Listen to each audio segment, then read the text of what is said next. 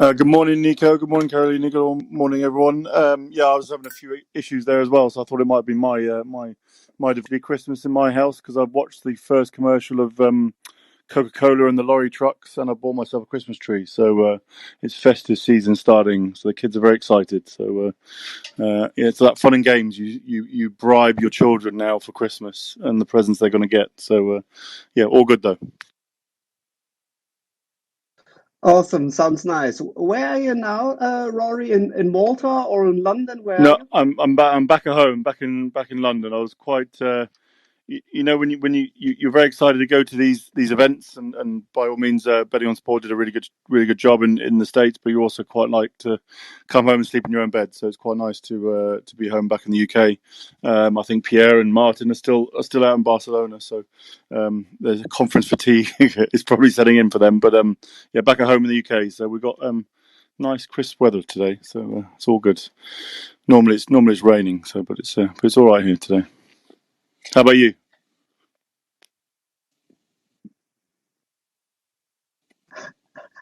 I think All good, all good. I think Pierre's having a few connection problems. Yeah. So I don't know whether we want to. Oh, you're back. Let's see. Can you hear me? Can you hear me better now? Yes, all good, Pierre. Okay. I connected here to the Wi-Fi of the hotel, and hopefully this should be. You haven't paid a lot better. your hotel bill, Pierre. Clearly. Oh, that's it. After 2 weeks in Manhattan and Barcelona, the money ran out, unfortunately. So it was not the cheapest. But Rory, I'm curious to hear. I mean, we went obviously together to SBC's event in North America last week. Like, can you give a summary of your perception of that event and what went down there? Because it was quite interesting. Yeah, sure. No, look, I think it was always timing seems to be the best thing at the moment in regards to the events world.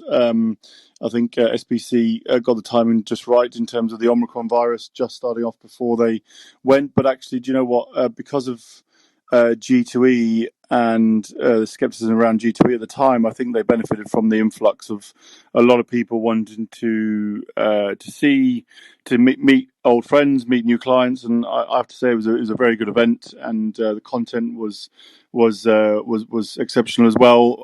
In my mind, there's too much content, but I think it was still good content.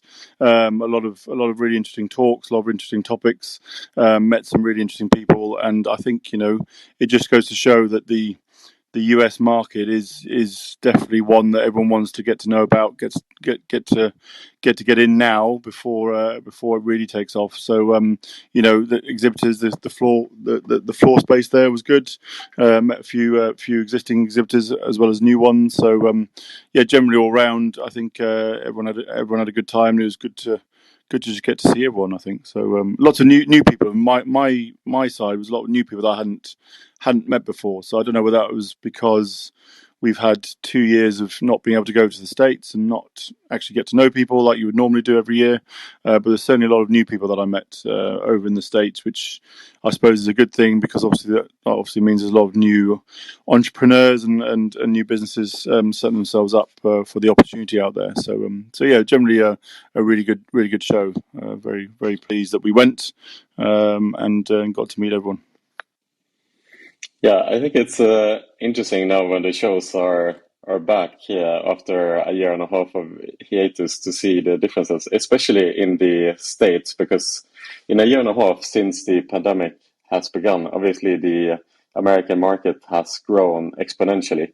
So I thought that was quite interesting at the SBC show, the fact that there were a lot of people there, and like you mentioned, were a lot of new faces and people that we don't necessarily see, especially at an online focused event. If you think about it, before the pandemic, the online segment was much more niche than what it is now in the States, with land-based operators being much more opposed to online gaming than what they are now, and so. Combined with the fact that many of the operators are located on the East Coast, where New York is located, of course, it was kind of a perfect storm for that event. I mean, for me, I think the SBC North America event was probably one of the best events I ever attended for business purposes. Like we Yeah, met 100%. exactly the right people. I'd 100% agree with that, and I think it's it just goes to show that they did a very good job, and it definitely made new connections and existing old ones, and I think it just goes to show that if you get the market right and the content they covered was really good. It covered all the spectrums, so it meant that it pulled in a lot of people from different industries as well. So it was very good in that regard. Exactly. So, like traditionally, we've seen G2E in Vegas being obviously the mega event in the States, the American version of ICE, if you will.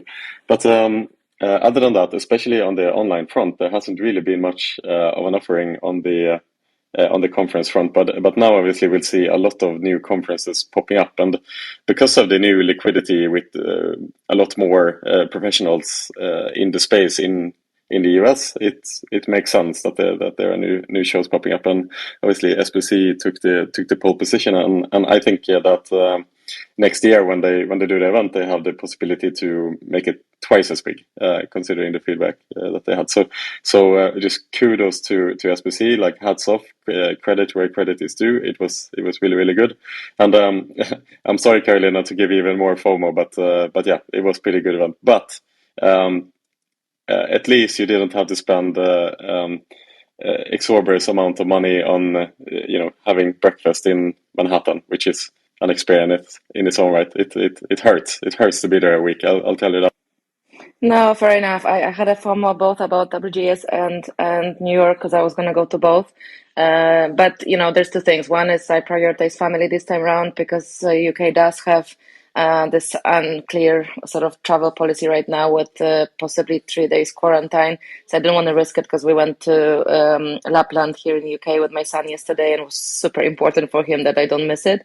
And secondly, we are pre-product, so there's just that amount of networking that you can do without giving people a bit more information about the commercials and the product itself. And I feel like maybe until ICE, it's good for us to just put our heads down and work, and the networking can take the secondary spot for us. Yeah, absolutely, and let's mention WGS as well, since I am here.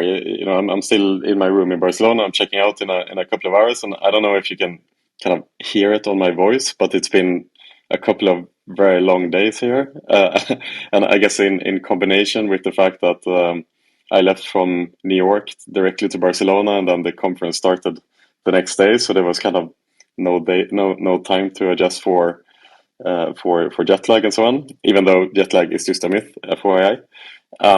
But WGS also very nice. I mean, considering the fact that WGS is generally a summer conference, and that's the entire concept, right? Like it's like you come to Barcelona to W in July or late June, and you kind of make business next to the pool, in a kind of dressed down concept, and a bit more relaxed. And I think WGS made a massive mistake by not moving this conference to an actual winter location.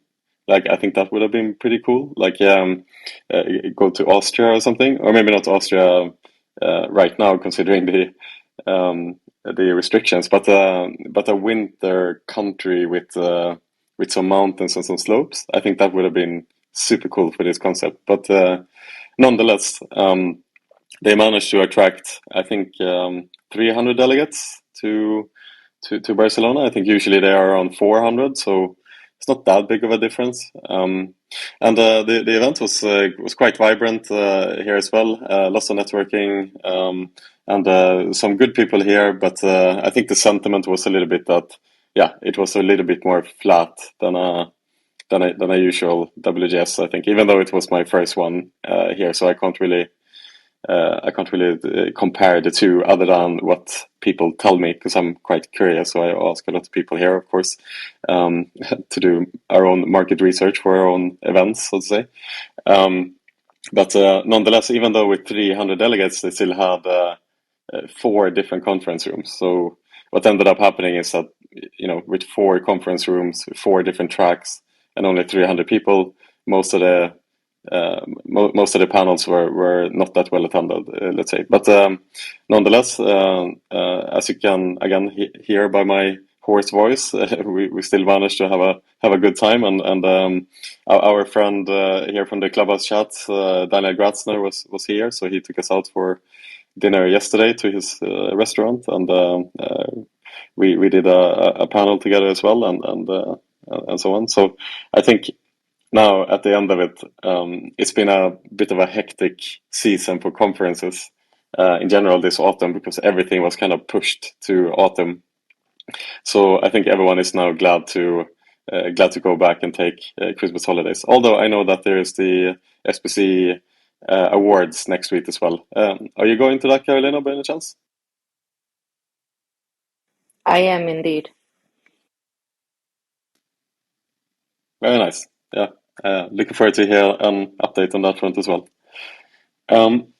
And also, before I steal the show here completely by myself, Bogdan, it's nice to see you here as well. Good morning to you, and how are you doing? Hello, Pierre. Hello, everyone. I'm a little bit late for today, but doing fine. Just want to hear and came over here to especially listen to what happened in the US. So I'm very, very curious, and pretty much I was expecting that the trade show will be like that, exactly as you described. So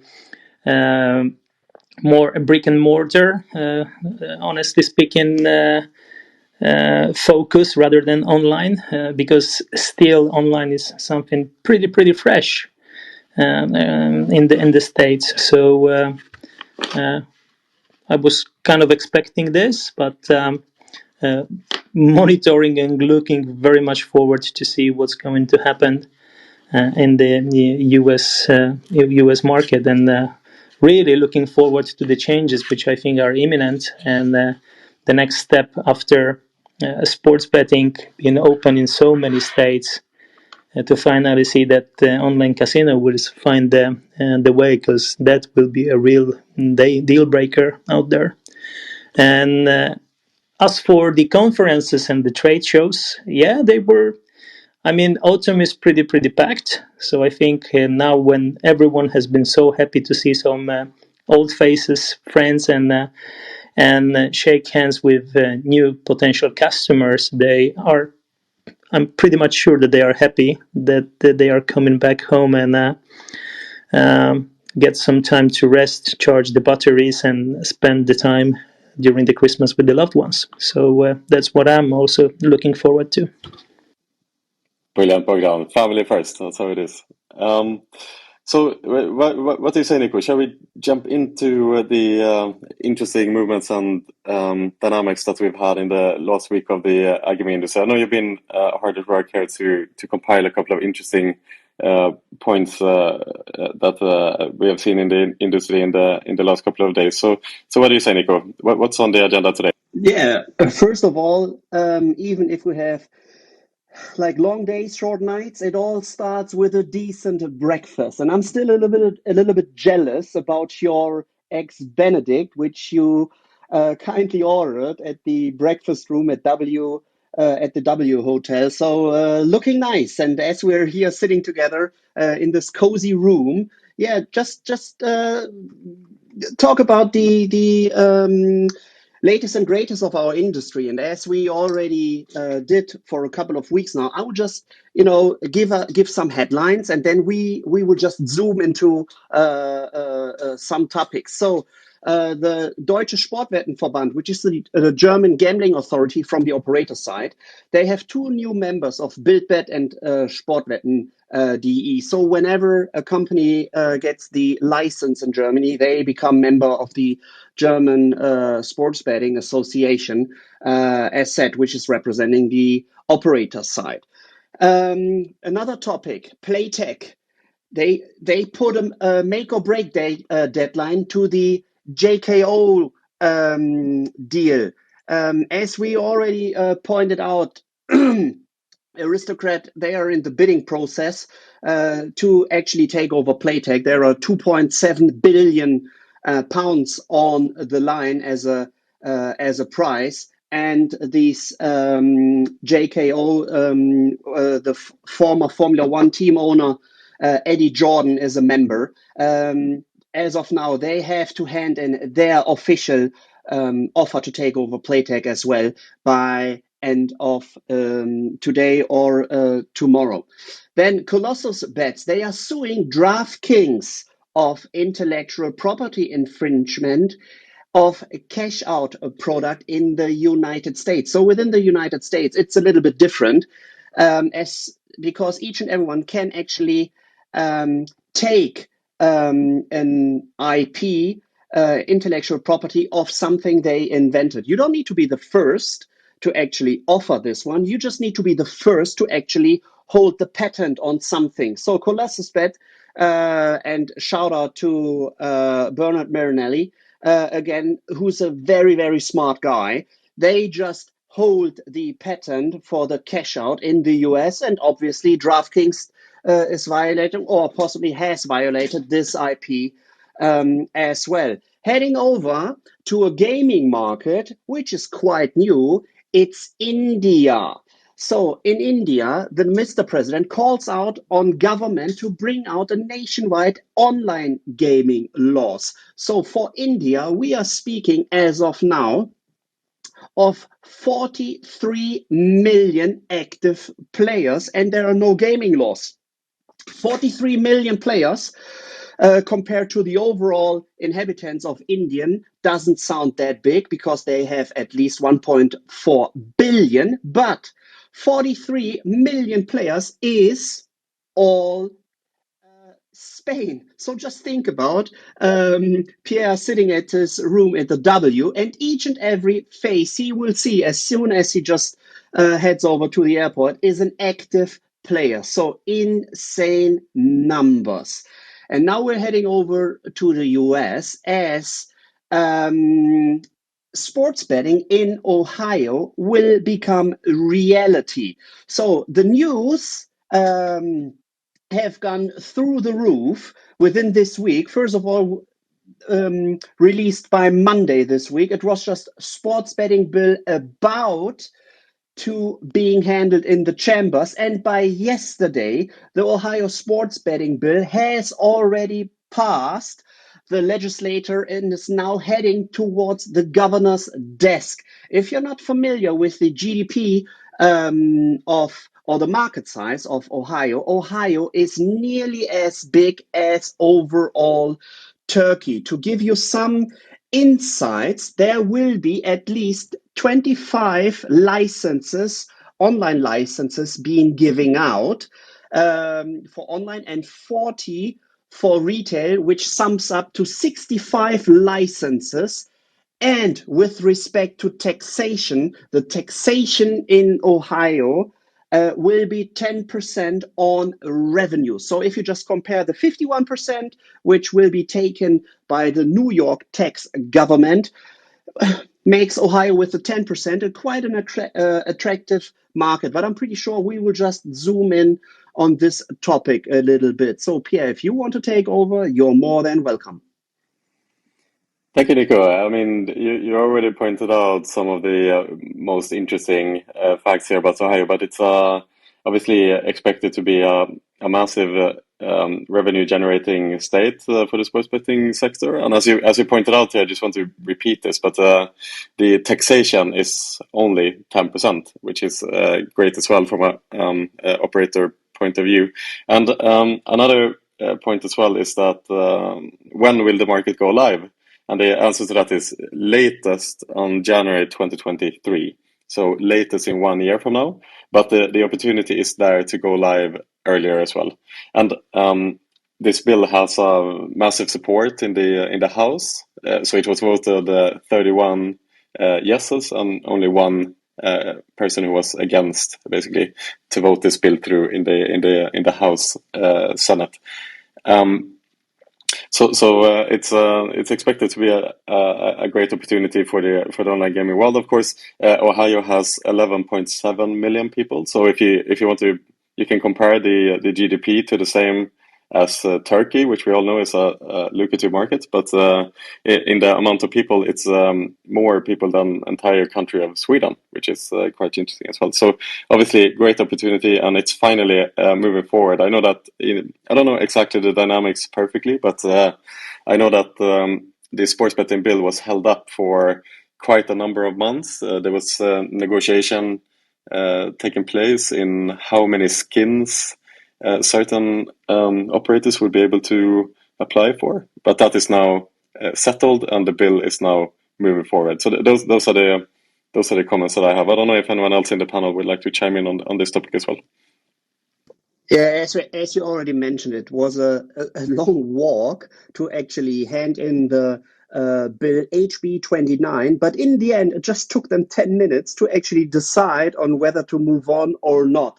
So they for sure paved the way in a decent way, because otherwise it wouldn't have taken a little bit longer than just 10 minutes to decide on this topic, but quite interesting, and for sure a big market. And just one more thing I want to add about the overall market and the market dynamics in the US, as I just had a very nice chat with Daniel. So in the end, they are all looking forward to start a new state towards Super Bowl. So Super Bowl is the highlight when each and everything, especially also in New York, should be up and running. Operators should be able to actually offer their services. But just remember, Super Bowl is by beginning and or mid of February, and then March Madness starts. And March is probably the biggest month in the US from a revenue side. Why? Because then the overall college sports tournaments actually starts with more than 60 teams actually playing out the champion. And this is always the biggest month where the biggest revenues just actually come from. So with the start operating by Super Bowl, this is a decent start to actually start operations, but then it just comes to March Madness. This is just another insight which I gained from the talks of Daniel, who unfortunately is not here in the audience today, but it's always good seeing and meeting him in person. But maybe yesterday was a little bit longer, Pierre. Yeah, considering yesterday, I'm gonna just take a guess that Daniel is probably having a good nap at the moment, licking his wound. So, and I want to welcome Hasse as well to the chat. Good morning to you, Hasse. How is everything? Anything to comment on? So, good morning, guys. Yeah, I've just got out of a meeting, so I haven't been able to follow the full conversation. fair enough. But I hope you're doing well here in the winter dark. Yeah. No, I missed the last two conferences, and I saw some pictures from you guys. I'm eager to hear more about them. Absolutely, we'll definitely will follow up on that as well. And Hasse, will you as well be in the SBC Awards next week? Yes. Brilliant.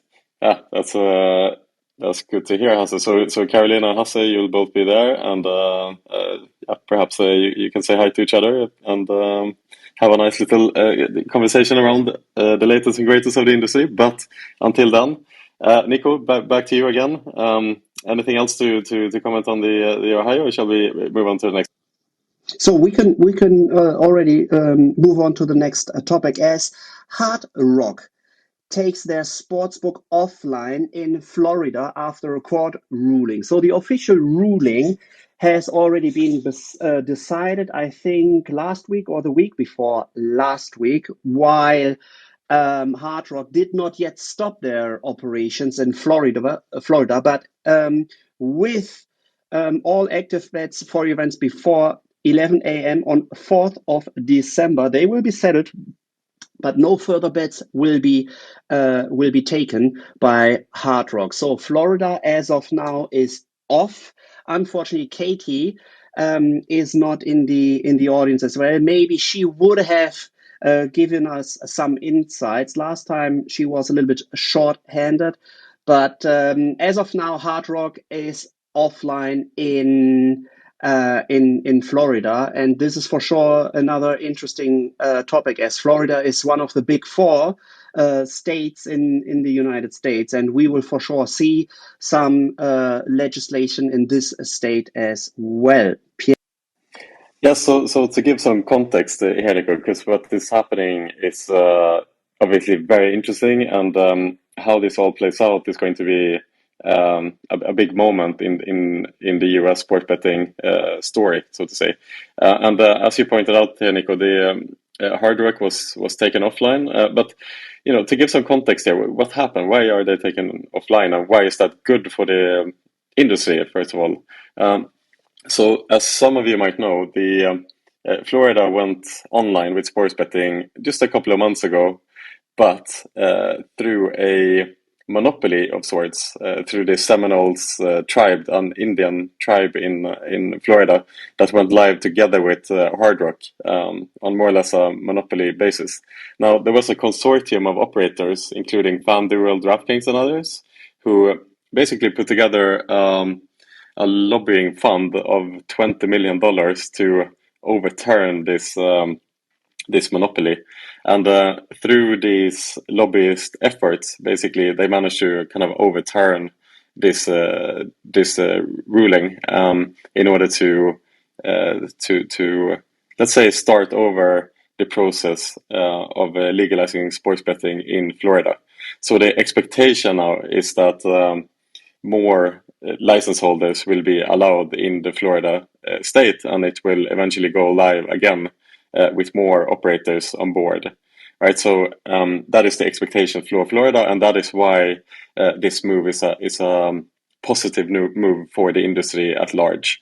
Daniel also pointed out, Daniel Gratzen, CEO of Carousel Group, pointed out as well that while Hard Rock were live in these 2 months, they were seeing insane numbers, like off the chart numbers coming from Florida.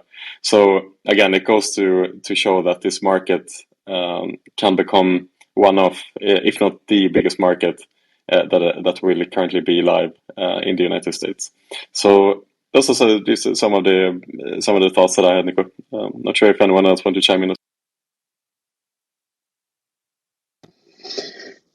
Yeah, the numbers we're seeing from the US are just insane. And, keeping this kind of madness, news are spreading around that there is a $3 billion dollar pitch for a new casino in New York, which has been submitted by a project backed by Las Vegas asset manager and a Japanese gaming company, Universal Entertainment. To give you a little bit of an insight, the overall pitch aims to secure one of the 3 remaining casino licenses in downstate New York, following a 2013 ballot measure that made provisions for 7 non-tribal casinos. 4 of these casino licenses have already been developed. So for sure, we will just see insane numbers once again if you just imagine that the overall pitch aims for a $3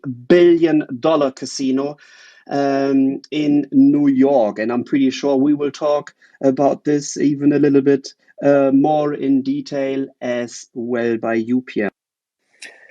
Yeah. There's a couple of points to mention here. It's actually a project that is led by Jason Ader, who is behind Spring Owl Investments, I think they're called Spring Owl, and he's a well-known face at iGaming NEXT.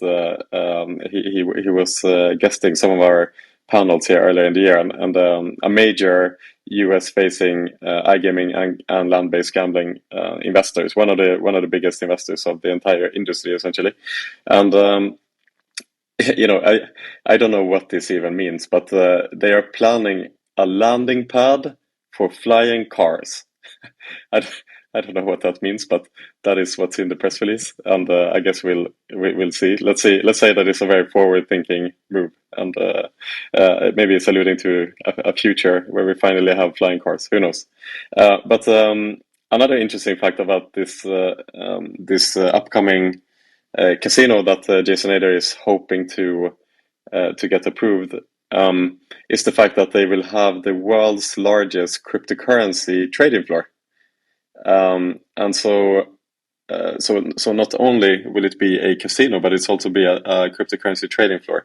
And I don't know if they also planning to then incorporate crypto gambling as well, that you'll be able to kind of deposit money to play with your crypto at this casino as well.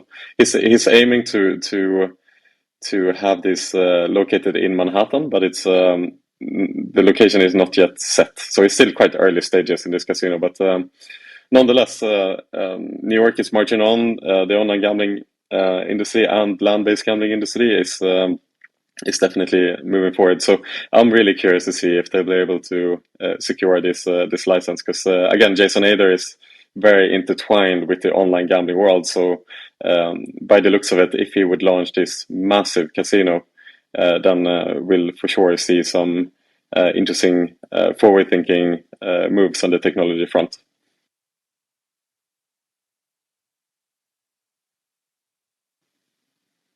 And back to you, Nico. All good. So heading over to the M&A and finance sector, as GIG, they secured a 45 million bond placement to actually drive media growth. So we've seen this for quite a long time already.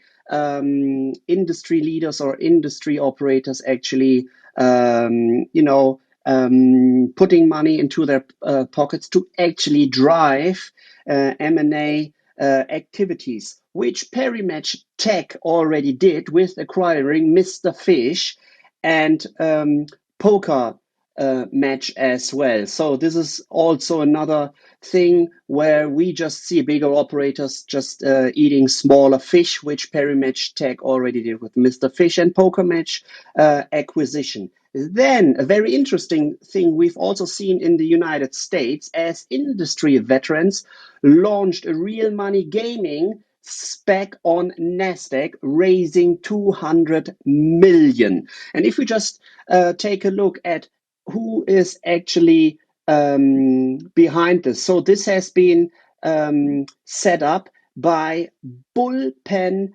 Parlay. So who are the members of Bullpen Parlay? It's on the one hand, Paul Martino, who had led the FanDuel's acquisition by Flutter in 2018. Then we are seeing David Van Egmond, who is serving as their Bullpen Parlay CEO, and he had been the founder and CEO, or who is the founder and CEO of Better Capital. And last but not least, also Melissa Blau, who is one of the first ever heading over from the US over to Europe. So each and everyone attending the shows we are having here in Europe are well familiar with the name of Melissa. She is also joining Bullpen Parlay's board as a director. So for sure, we will see very well-known industry veterans spending the 200 million probably very, very wisely. And for sure, we will see some actions driven by Bullpen Parlay. Heading over to you.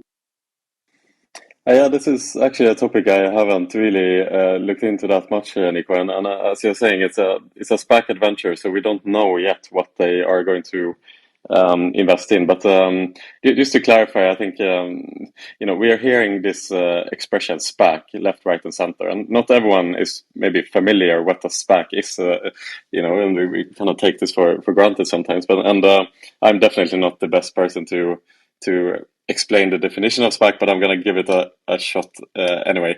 Basically, a SPAC is a way to bring a company public by reverse merger. So essentially, the SPAC as a company is a blank check company. It's a shell company, you could say. It doesn't hold any assets other than it's a public company. It's a public listed company.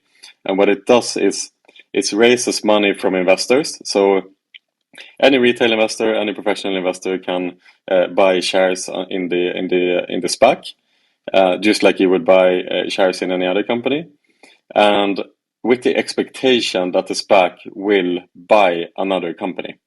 And that is, for example, how some of the major companies were taking public. I believe.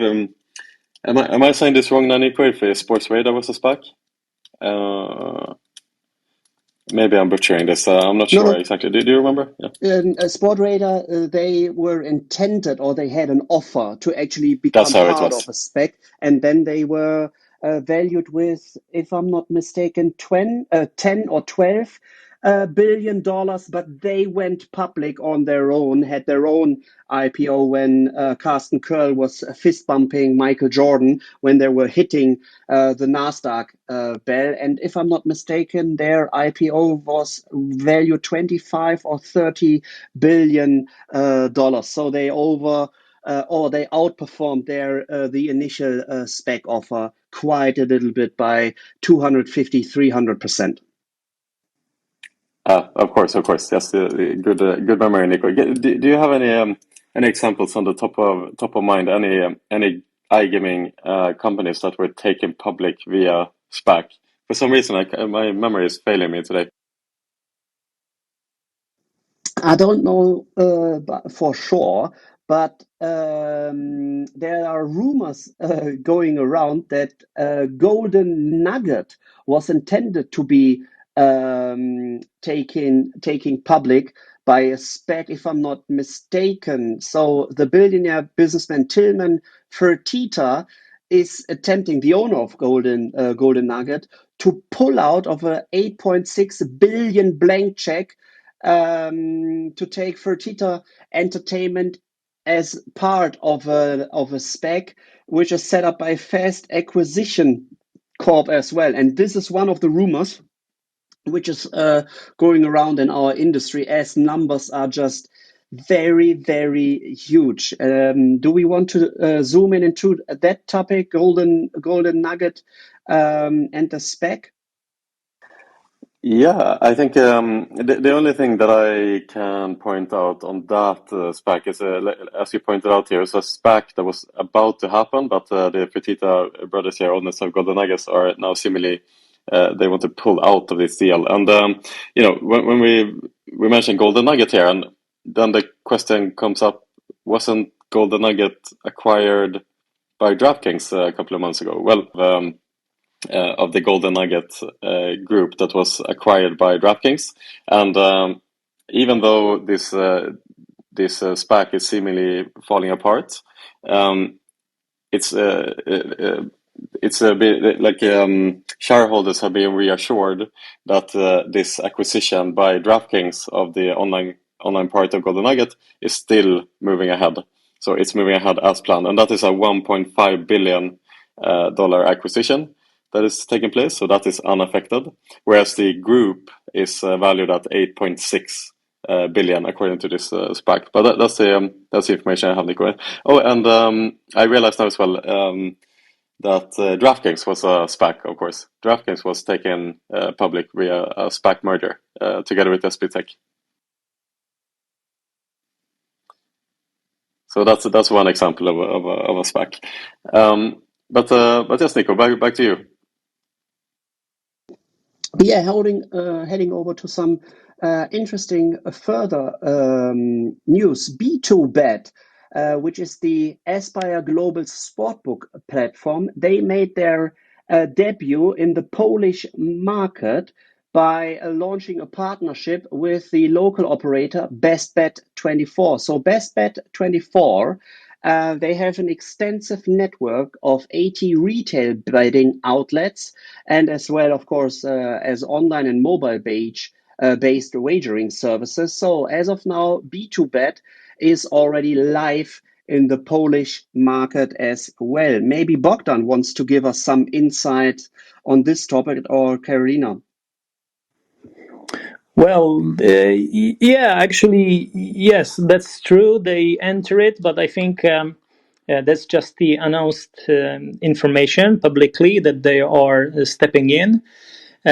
anyway, it's the long road ahead of them, and actually each and every operator who's entered the Polish market, because they are facing the very simple situation. There is one giant leader, and then there are just two, maybe three profitable companies or break-even companies at the end of the day. So this shows you the situation in Poland, which is currently taking place. But the main reason of it is unfortunately unfavor tax regime which we have in Poland. So I'm very, very happy to see more competitors entering the market, and that's obviously will lead to much better offer for the end customer. But also, I think we are right now in the phase where M&A will start in Poland very, very shortly. And speaking of this particular cooperation, which you've been mentioning, and saying that they are having an 80 outlets, yes, but bear in mind that this is especially during the current COVID era. That's kind of a complicated. We had another company with a big heritage in Poland who actually close all the betting shops. So betting shops are right now not that good in terms of operating, because even though if you have a great product, and I think the company mentioned still needs to do something around the betting shops network and the software itself before they can offer it the product which is fully compliant with what B2 is offering. So it's a kind of a bumpy road ahead of the ones which are both entering the market but also operating, trying to compete with the big sharks.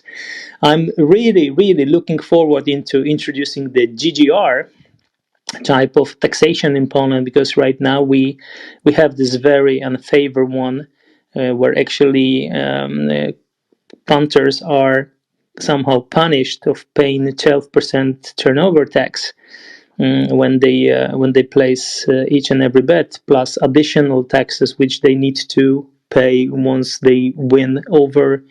Let's say that it's a little bit more than €500. So that's the current situation, and actually I'm looking very much forward to see what VideoBet will going to offer when it comes to the software and the cooperation with this company. Happy to see that is happening, but for the outcome and the good results for the company and also for others, I think we will need to wait a little bit longer to see how this evolves. Speaking of sharks in Poland, maybe I can just add a piece of news, because I was just reading the article this morning that Mateusz sent me. The STS group and their public offering, they're looking at $266 million IPO. The family has sold 30% of their shares last week, and they are claiming to establish a fully fledged investment mechanism through their family offices, where they will be investing in tech, in e-commerce, and all kind of startups also in our industry. The family is already invested in Evolution, they're invested in Better Collective, and a couple of different businesses like Yestersense and so on. So I think it's an exciting development, but also shows some with retail shops in Poland are doing very, very well still. It's a billion Polish zloty IPO. So and STS is rumored to own 50% plus of the market share in Poland. So I just thought I'd chime in here while we're on Poland and Sportsbook. Yeah, and they will go public on Friday this week. So it's they will begin trading on the Warsaw Stock Exchange this Friday. And as Karolina already pointed out, the Euroshek family, which actually owns STS Holding SA, they are willing to sell 30%, and this is estimated as 1.08 billion zloty, which is roughly 235 million euros. And for sure, we will see M&A activities led by them further and further and further. So they've got around 40 days silence policy around this activity, but we've got an official promise from Mateusz that the first interview after IPO he will be giving will be on iGaming Next podcast, which makes me quite. Very good, Karolina. looking forward to hear it first from you. Nico, do you mind? Can we jump over to just in the last 13 minutes to the general markets movements in the last week, and also, it's not an iGaming Next Clubhouse breakfast chat without discussing evolution, of course. Is that okay with you, Nico? If we end with those two topics? Take the lead. No worries. So I've just seen that all the stock market prices are going back to normal a little bit, as we have seen some movements or Indian prices going down, declining, which is usually a sign where investors actually just cash out things. And if I'm not mistaken, one of the groups they have set up, or they just actually bought back 2 million shares or shares for 2 million euros, if I'm not mistaken. Pierre, if you can just give us a little bit of more insight. Yeah, I mean, the markets have, in the last week, the markets have absolutely recovered. The week before was seemingly the end of the world by some measures. Obviously, there was a lot of fears around the Omicron variant. So the markets in general became quite spooked, but particularly so on the iGaming and gambling fronts, because the outlook for the fourth quarter is quite grim overall. And combine that with the fact of evolution, of course, with the short seller report that was released a couple of weeks ago, which have spooked investors from evolution, and it's kind of dragged down the market in general. But in the last week, we've seen evolution rebounding 25% on the stock markets. They're quite significant. The positive news that are coming out from evolution is the fact that they are initiating a buyback program. So they are buying back some of their own shares using 200 million euro, which is half of the available cash within Evolution at the moment. So obviously we've seen Evolution shares falling something around 40% since the peak in September, down to the low in last week, and now rebounding 25% on this news. But we also seen the likes of Kambi is up 13%, DraftKings 20%, Flutter 12%, Better Collective 15%, Sports Radar 25% as well. But also it's worth noting that the general markets are up as well. So for example, Facebook is up 10%, Apple is up 10%, Netflix and Disney up 6% as well. So the markets are rebounding on the news that, well, not really news, I would say, but more that the general feeling is that the Omicron coronavirus variant is not as fearful as people thought in the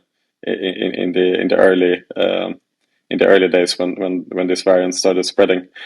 So hopefully that turns out to be true. But obviously there's still a lot of uncertainty on what's going to happen with that variant. I think Clarion probably have a sigh of relief for that on that basis, because that's coming around the corner very quickly. Absolutely it is. But still, we still don't know. There's still only preliminary data out on this new variant, and we still have to wait and see. The latest that I read is that the vaccine is still a lot less effective against the Omicron variant, according to preliminary data. But there's still a lot to be known on that front. So regardless, so markets recovered really well last week. But I want to jump over now to evolution in the last 8 minutes that we have left today. because as some of you guys know, and some of you might not, there was a report that came out a couple of weeks ago, a short seller report that was commissioned by an unnamed competitor of Evolution, which basically accused Evolution of taking bets through unregulated markets, black markets, and markets that are sanctioned by the United States, that are under sanctions, rather, countries like Syria and Iran. Now, obviously, Evolution is a supplier and not a B2C, so they are not directly taking these clients on board, but they are doing so through operators that the short seller report is claiming to be nefarious operators, essentially. And so the response from Evolution was quite brief and quick, and that was basically saying that Evolution doesn't really take any responsibility for how the operators do their KYC processes, as long as they do them, as long as they adhere to the licenses. It's not up to Evolution to do KYC on the customer. That is up to the operator. This press release was released a couple of weeks ago, and the market reacted very negatively, as Evolution did not, or Marty Carlson, the CEO, did not really talk about some of the deeper claims in this report, saying that Evolution is very well aware that there is activity happening from countries that are under US sanctions, or countries that are black, essentially. And now the other day, just yesterday, there was the second communication coming out here, which is basically Marty Carlson sat down for a fireside chat together with the investment bank Morgan Stanley, and pretty much went a little bit more into detail on what the current thoughts are. And Evolution's stance is still very rigid, in the sense that they see themselves as a content provider, and they work with aggregators and operators that are under contract, which they have to adhere to. And Evolution is claiming that once a year they do due diligence on the operator to ensure that they are following certain procedures. And if they see a breach of that contract, then they will end the agreement with that operator or that aggregator. They are not really taking any blame or giving any credit to the short seller report, other than that they are saying that they might take a look at improving the KYC process to the operator. And so that is kind of the ethos of that fireside chat. It's saying also that the company centrally blocks IP addresses from countries that regulators demand. For example, and including sanctioned countries and countries like Australia, which is actively enforced by regulators. So all in all, there has not been any strategic kind of change in the way Evolution will do business with aggregators and operators until now, and Evolution is putting their foot down, so to say, and not taking much responsibility here. So I don't know if there's any comments to be added here. Karolina, is any comments from you? Yeah, I just wanted to add on because there's a lot of speculation in the industry around, who could the competitor be that released the report, and is it a competitor, or is it just investment companies? But I think what was pointed out, that the article has been printed in Bloomberg, and it's been referred to as a US-based competitor, which is an interesting fact, because Bloomberg claims to swear by their sources, and they wouldn't have printed it if they didn't have the confirmed information. So considering, US-based competitor to Evo sets a very different picture for speculation than if it was worldwide or European-based. So I just wanted to add that in, because it came up in a couple of conversations with people. Yeah, that's a good pace. That's a good point. The unnamed company who commissioned the report is US based, at least according to the report itself. And then, of course, you never know. I think it's also interesting to point out that Morgan Stanley expects that the debate on Evolution's regulatory risk profile to continue, and what my expectation would be is that there will be most likely more reports and media coverage around this report. Investors are obviously worried. They are curious. They want to understand what this situation means. So they want to understand if Evolution is actively taking customers from these very shady markets, or if it is as Martin Collison is claiming, that it's not really up to Evolution or what the regulated operators, how they follow their KYC processes.